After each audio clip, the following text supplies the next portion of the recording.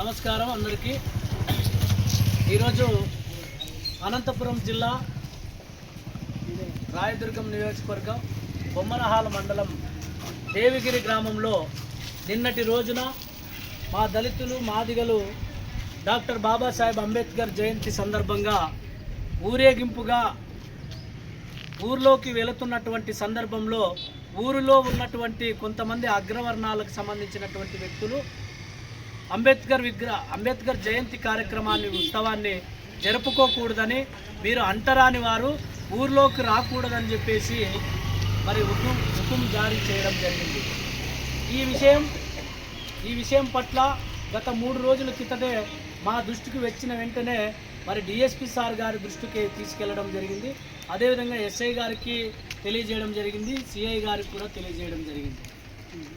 ఈ స్వతంత్ర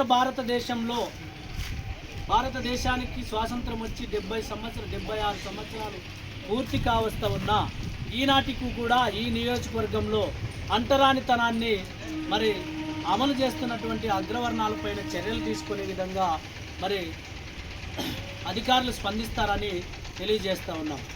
నిన్నటి రోజున పోలీసుల సమక్షంలోనే మా దళితులందరినీ కూడా అంబేద్కర్ జయంతి ఉత్సవాలు జరుపుకుంటున్నటువంటి వారందరినీ కూడా అడ్డగించి అక్కడి నుంచి అవమానం పరిచి మరి కులం పేరుతో కూడా దూషించి మీరు మాదిగలు మా ఊర్లోకి బొడ్రాయి దాటి రాకూడదండి అని చెప్పేసి దౌర్జన్యం చేస్తున్నటువంటి విషయం కూడా మా దృష్టికి తీసుకురావడం జరిగింది.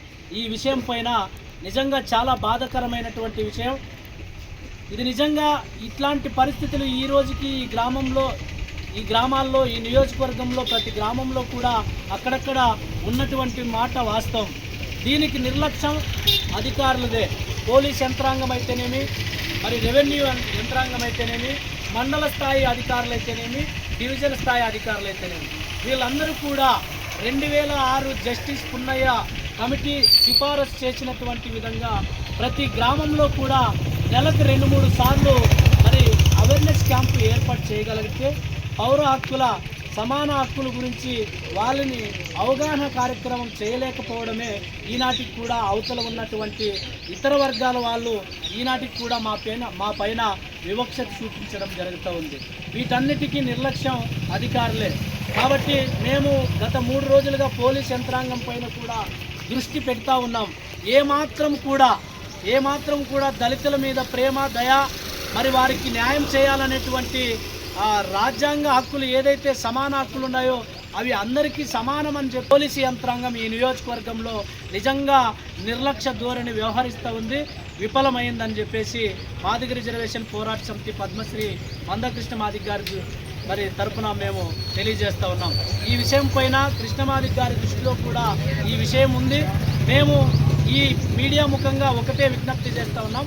అటు పోలీస్ యంత్రాంగం అయితేనేమి, ఇటు రెవెన్యూ యంత్రాంగం అయితేనేమి, ఇద్దరికీ కూడా మరి ఇతర యంత్రాల ప్రభుత్వ అధికారులకు ప్రభుత్వ దృష్టికి తీసుకొచ్చేది ఒకటే విజ్ఞప్తి.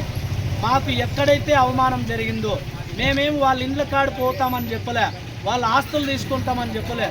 మాకు ఈ భారత రాజ్యాంగం బాబాసాహెబ్ అంబేద్కర్ గారు భారత రాజ్యాంగంలో ఇచ్చినటువంటి సమాన హక్కు, స్వేచ్ఛ హక్కును అమలు చేసే విధంగా అధికారులు చర్యలు చేపట్టాలని చెప్పేసి అడుగుతున్నామే తప్ప ఏ ఒక్కరి హక్కును హరించాలని, ఏ ఒక్కరికి ఉన్నటువంటి హక్కును తీసేయాలని కాదు మేము అడుగుతా ఉన్నది. దయచేసి అర్థం చేసుకుంటారని మేము విజ్ఞప్తి చేస్తూ ఉన్నాం.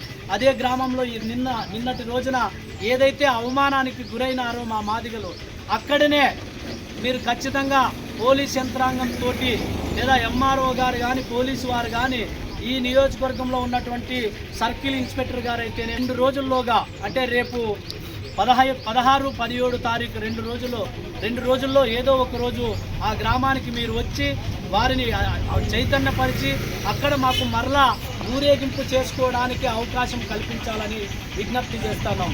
అవకాశం కల్పించకపోతే ఈ సమస్యను ఇక్కడితో ఆగకుండా జిల్లా వ్యాప్తంగా ఉన్నటువంటి నాయకత్వాన్ని కూడా